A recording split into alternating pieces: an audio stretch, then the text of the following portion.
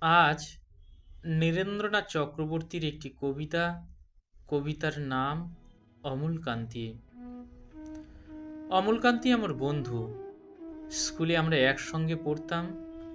রোজ দেরি করে ক্লাসে আসতো, পড়া পারত না।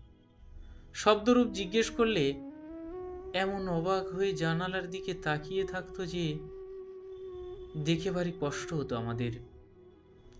আমরা কেউ মাস্টার হতে চেয়েছিলাম, কেউ ডাক্তার, কেউ উকিল। অমলকান্তি সেসব কিছু হতে চায়নি। সে রোদ্দুর হতে চেয়েছিল।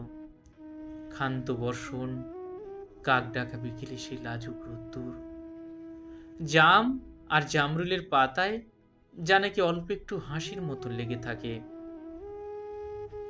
আমরা কেউ মাস্টার হয়েছি, কেউ ডাক্তার, কেউ উকিল। অমলকান্তি রোদ্দুর হতে পারেনি।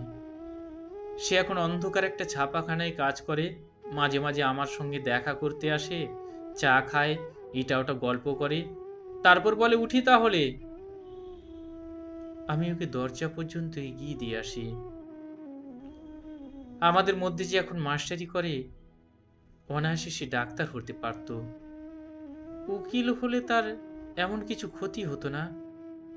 অথচ সকলের ইচ্ছে পূরণ হলো, এক অমলকান্তি ছাড়া। অমলকান্তি রোদ্দুর হতে পারেনি।